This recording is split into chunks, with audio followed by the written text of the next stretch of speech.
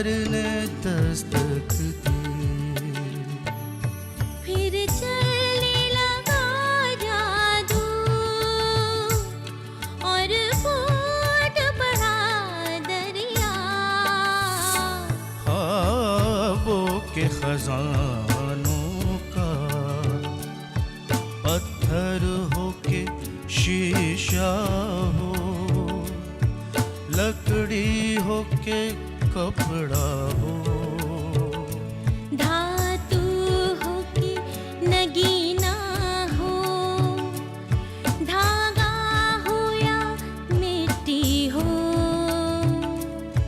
हर शय से उभर आया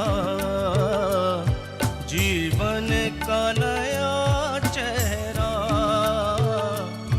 फनकार के हाथों से काढ़े गए ये चेहरे, आईना हैरत है,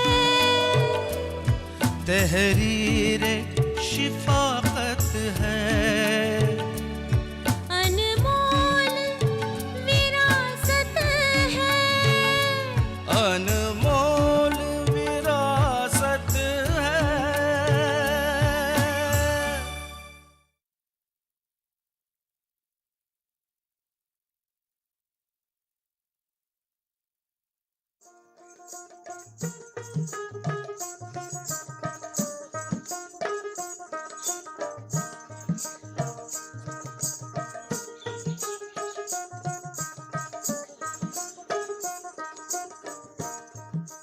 आज हम पश्चिम बंगाल के शहर वर्धमान से 150 किलोमीटर दूर बनकपासी गांव में आ गए हैं।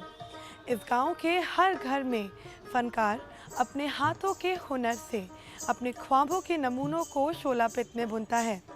शोलापित आखिर है क्या?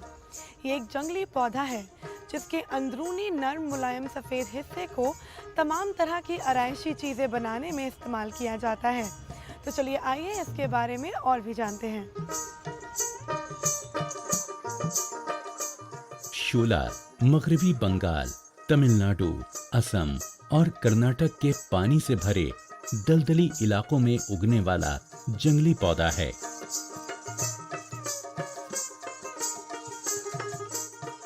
शोलापित इसी पौधे के तने से बनाया जाता है।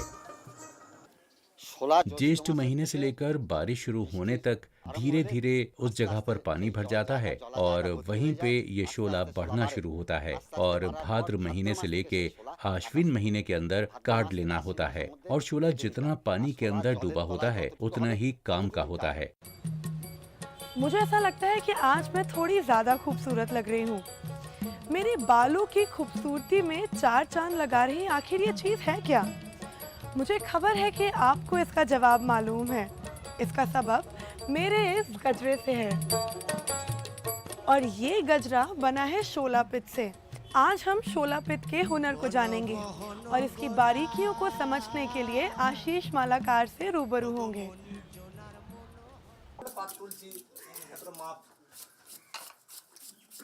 आप हैं आशीष मालाकार, शोलापित के माहिर फनकार, जिनका हुनर ही खुद उनकी जबान बोलता है।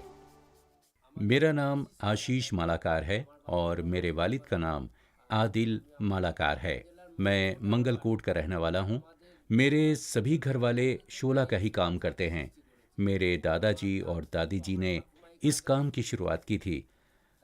मेरी दादी जी को प्रेसिडेंट अवार्ड मिला था और फिर मेरे वाली साहब को भी प्रेसिडेंट अवार्ड मिला था।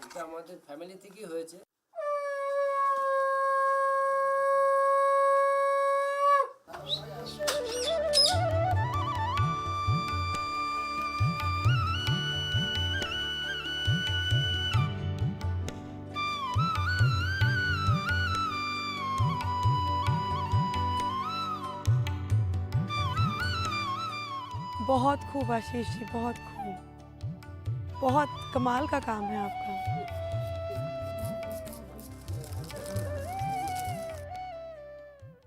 এটা তো অনেক ধার আছে তো, এবার এটা ধরুন একটু লাগলেই কেটে যাবে। এবার তার জন্য এটা গার্ড, এটা এখানে লাগিয়ে নি, বাস এবারে কাটলে কোনো অসুবিধা নেই, মানে লাগলেও আমার কাটবে না আর কি।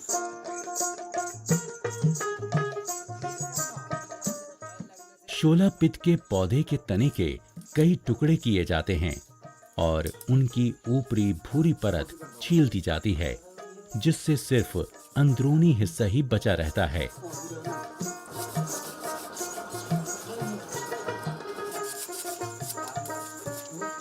একটু দাঁড়াও না তুমি। शोला कारीगर कई तरह के औजारों का इस्तेमाल करते हैं, छोटी बड़ी कैंचियाँ, बांस की चिमटियाँ और तरह तरह के चाकू। लेकिन जो सबसे ज़रूरी औजार है वो है काट। कारीगर को काम करने के लिए चाहिए कई तरह के औजार और कुछ सामान। सदा हुआ लकड़ी का फट्टा, अलग अलग साइज के कात, कई तरह की कैंचियां, करात लट्टू जैसा औजार, कई तरह के चाकू और छोटे कात। फनकार को खाम माल की जरूरत भी होती है। शोला पौधे के तने, बांस की खपच्चियां, घर में बनी लुगदी या गोंद, सुनहरे चमकीले रंगीन कागज, गोटा, किनारियां, जरी की डोरियां, सितारे, कुंदन, प्लास्टिक के फूल वगैरह। शोला पित नर्म, मुलायम और निहायती नाजुक शोला डंठल और नाल से खूबसूरत चीज़ें बनाने का अनोखा फन है। शोला का पौधा झीलों, तालाबों और दूसरे नमी वाले इलाकों में उगता है। इसकी बाहरी परत का रंग भूरा होता है, जिसे निकालकर इसके अंदरूनी मुलायम हिस्से के छोटे छोटे टुकड़े कर लिए जाते हैं और फिर एक तेज धार वाले चाकू से इसकी परतें निकाली जाती हैं और फिर इन परतों से दुर्गा माँ के लिए ये खूबसूरत गहने और कपड़े बनाए जाते हैं।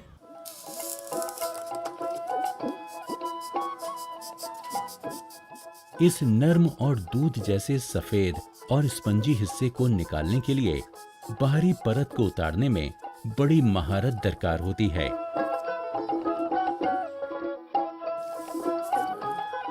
शोला के तनों की बाहरी छाल एहतियात से कात की मदद से छील दी जाती है।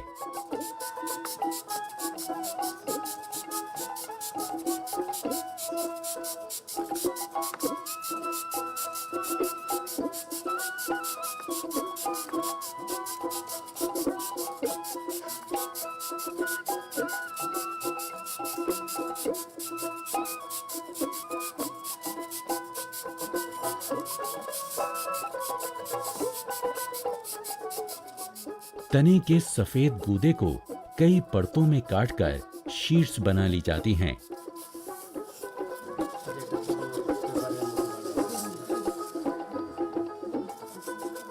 फनकार इन तनों से कई शीट्स तैयार कर देता है।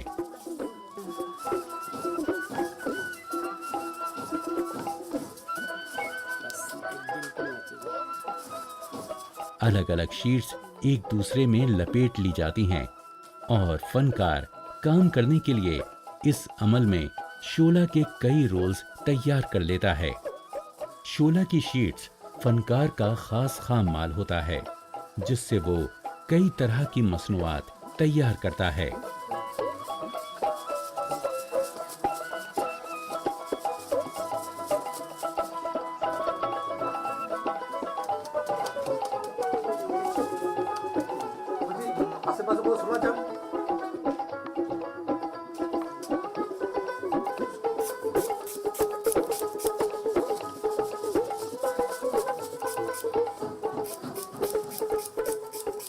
फनकार दूध जैसे सफेद शोला को अब कई रंगों में भी रंगने लगे हैं।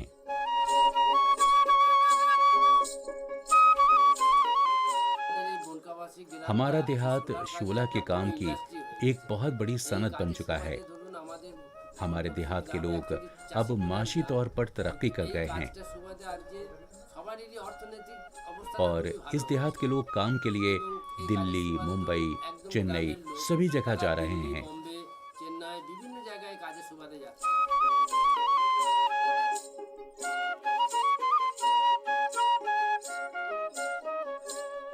शोला पित इसी पौधे के तने से बनाया जाता है।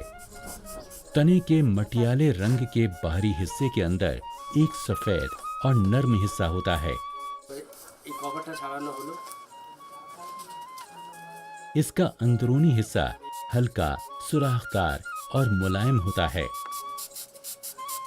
जिसे फनकार अपनी पसंद की शक्ल में ढाल सकते हैं।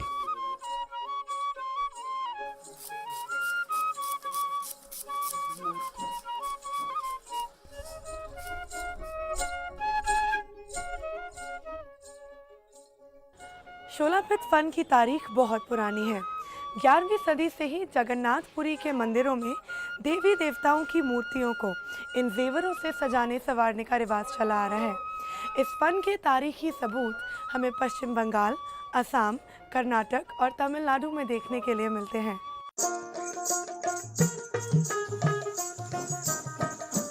फनकार पहले कागज पर डिजाइन बनाता है और फिर उन्हें शोला के मुकम्मल मसनूआत में उतारता है।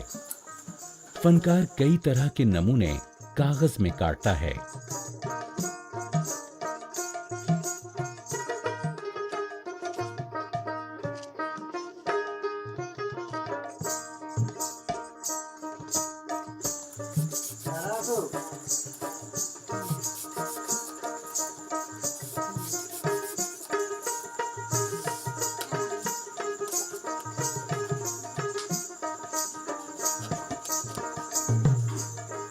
ऐसे भी डिजाइन कटेगा तो अरे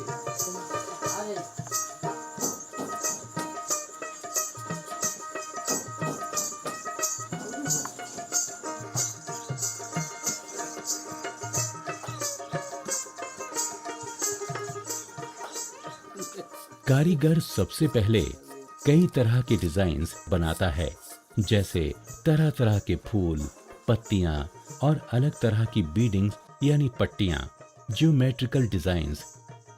बेसिक डिजाइन्स बनाने के बाद उनसे कुछ बड़े नमूने बनाए जाते हैं।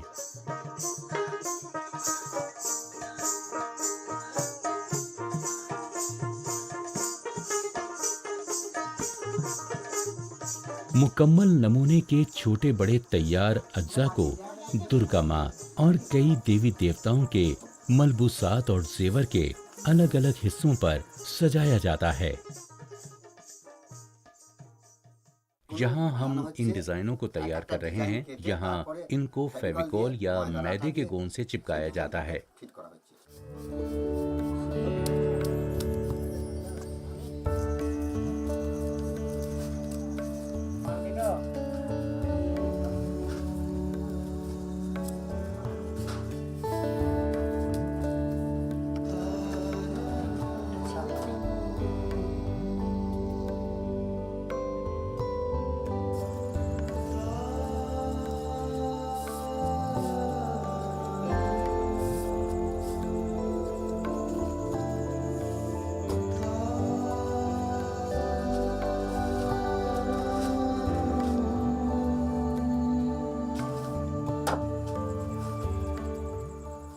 रंगीन कागजों पर भी शोला से सादे और बेइंतहा खूबसूरत नमूने बनाए जाते हैं। फनकार शोला का काम टिश्यू पेपर और कपड़े दोनों पर बड़ी आसानी और खूबसूरती से कर लेता है।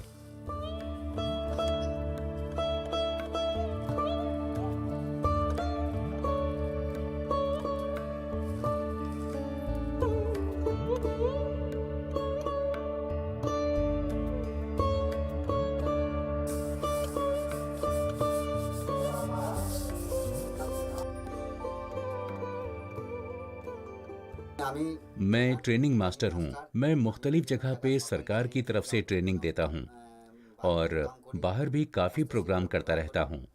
मैं हैंडीक्राफ्ट का प्रोग्राम करता हूँ।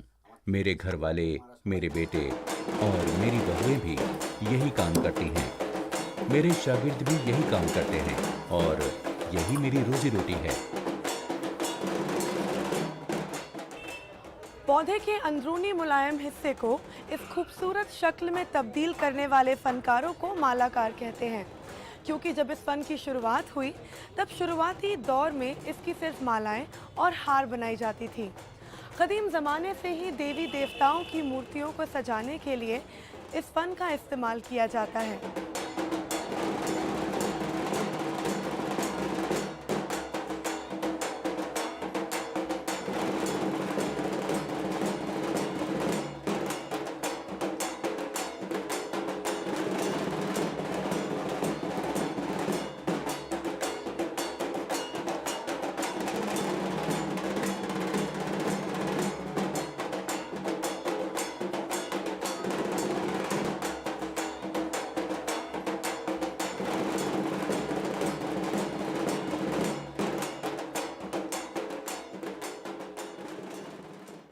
दुर्गा माँ को सजाने के लिए और इनके जेवर और कपड़े बनाने के लिए सिर्फ शोला पित ही नहीं बल्कि कभी कभी सुनहरे रंग बिरंगे हरे, लाल, पीले, नीले, गुलाबी कागज़, जरी, गोटा, किनारी, कांच, कुंदन, सलमा, सितारे इनका भी इस्तेमाल होता है और ये खूबसूरत मूर्तियाँ तैयार की जाती हैं।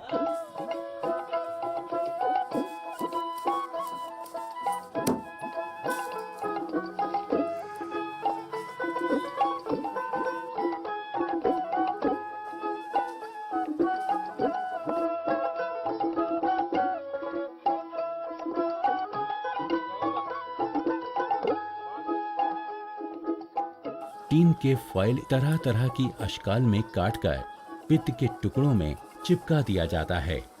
ये डिजाइन सफेद रंग की नक्काशी का है जो शोला से बना हुआ है और वो वाला शोला को कलर करके बनाया गया है। शोला पित्त को बंगाल में हमेशा से आराइश के लिए इस्तेमाल किया जाता रहा है।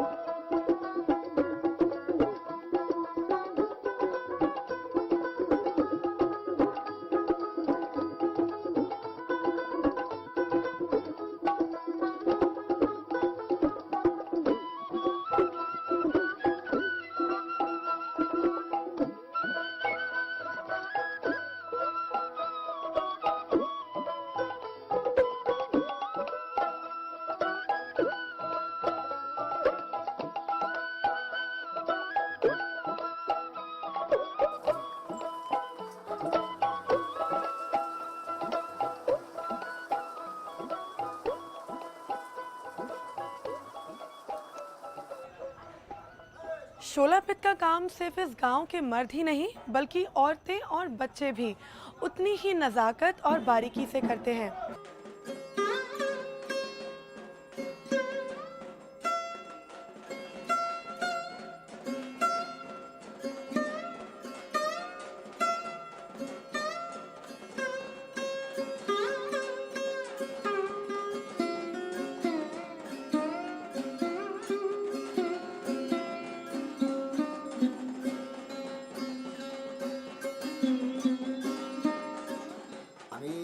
मैं दुर्गा की मूर्तियां बनाने के लिए काम करता हूं।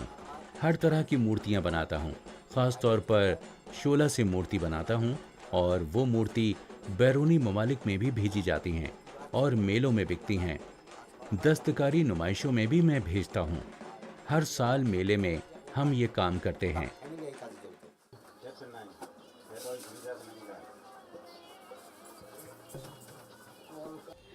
चलिए आपको एक बड़ी ही हैरत अंगेज बात बताते हैं। अंग्रेज़ों के ज़माने में शोला पित का इस्तेमाल शोला टोपियाँ बनाने के लिए किया जाता था। शोला के गूदे पर हमारे देश की चिलचिलाती गर्मी का कोई खास फर्क नहीं पड़ता, इसीलिए अंग्रेज़ों ने शोला टोपियाँ और शोला हेलमेट बनाने शुरू कर दिए। थी ना बड़ी दिलचस्प बात। शोला पित से तरह तरह के फूल तैयार किए जाते हैं। दस्तकार इस रोल में से 1 इंच लंबा टुकड़ा काटता है। कटे हुए हिस्से पर चाकू से वी के निशान बनाए जाते हैं और अंगूठे और कलमे की उंगली की मदद से गैर रंगीन हिस्से को पकड़ता है और उसे एक फूल की शक्ल दे देता है।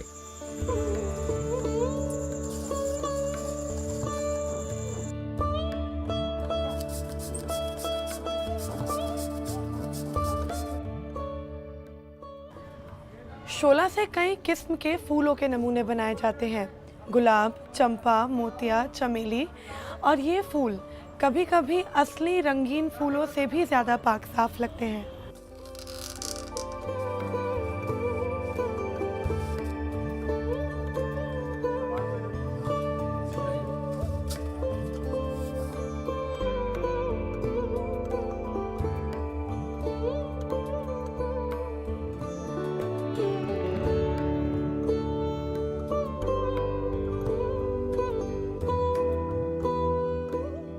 बाजी, ये मौसम और आपका ये सितार, माशाअल्लाह, दिल खुश हो गया।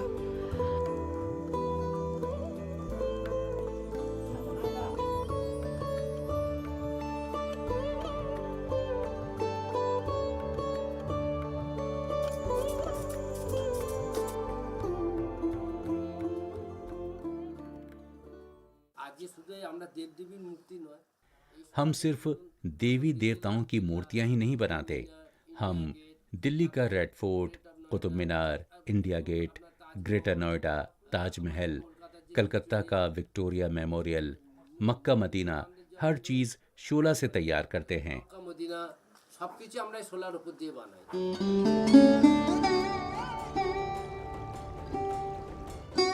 दशहरे के मौके पर शोला पिस से दुर्गा माँ की मूर्तियां बनाई जाती हैं।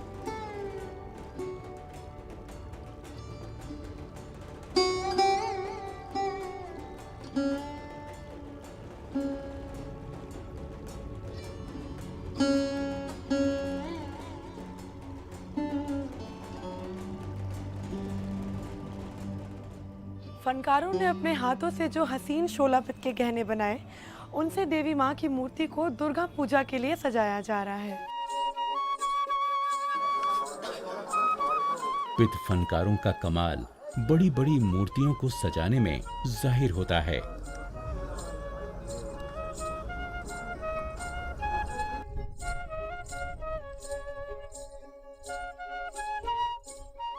पूरे भारत में दुर्गा पूजा के लिए दुर्गा माँ और कई देवी देवताओं के तरह तरह के बेइंतहा खूबसूरत मलबूसात शोला पिस से ही तैयार किए जाते हैं।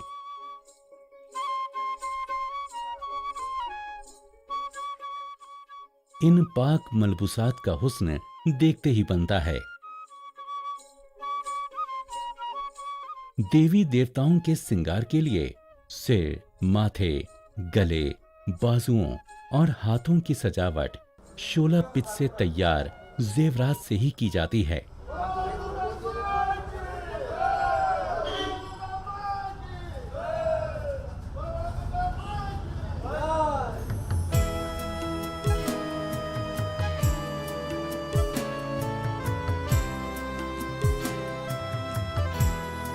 हमें आवाज देती है ये सदियों की विरासत, हमें आवाज देती है ये सदियों की विरासत।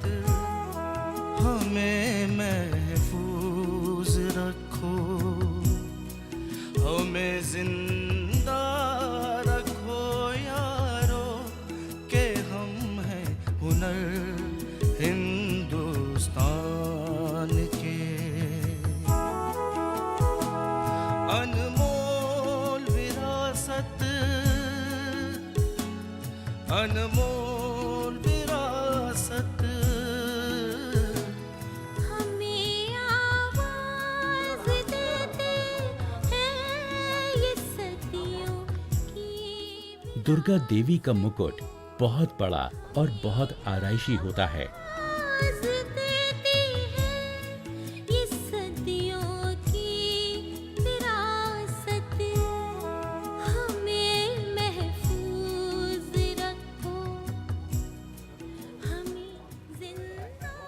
शोला फनकार एक शक्ल को तैयार करने में महीनों लगा देते हैं।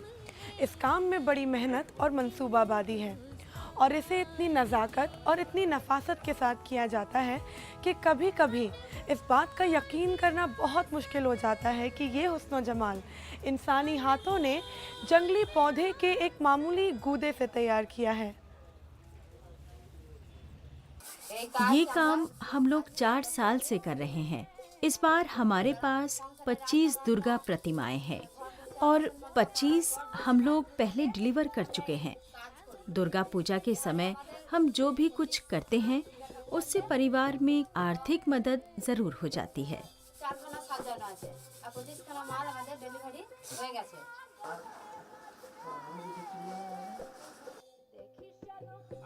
मैं इस शोला के काम के लिए बैरूनी ममालिक भी जा चुका हूँ। ये काम मेरी फैमिली का है और मैं बहुत खुश हूँ इस काम को करते हुए। इस काम के लिए मैं बहुत जाता हूँ और बहुत से लोगों से मिलता हूँ। माँ दुर्गा की मेहरबानी से सभी कुछ अच्छा हो रहा है। बाबा, मुझे बनकपासी में घूमते घूमते पता चला कि आप सबसे उम्दा और सबसे तजुर्बेकार फनकार हैं। तो हमें शोला पित के बारे में कुछ बताइए और हमें ये भी बताइए कि आप अपने फ़न से कितनी मोहब्बत करते हैं। ये काम करके हम बहुत खुश होते हैं। इस काम के बदले जो भी लेन देन होता है वो दुर्गा पूजा के बाद खत्म हो जाता है। मेरा काम दिल्ली, मुंबई, मद्रास, त्रिपुरा, असम, गुवाहाटी इन सभी जगहों पे जाता है।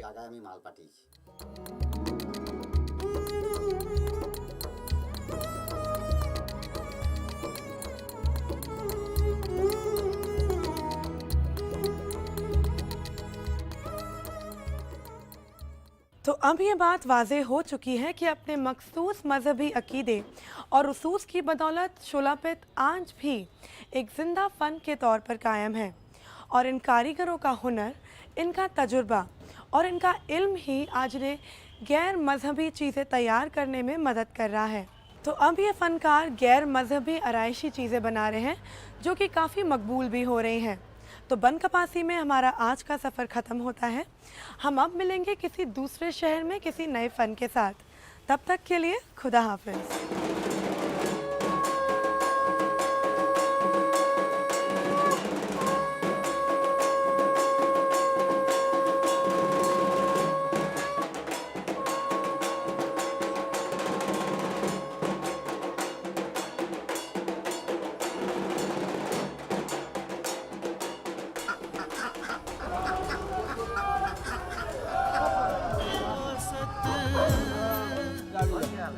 अनमोल विरासत, अनमोल विरासत, अनमोल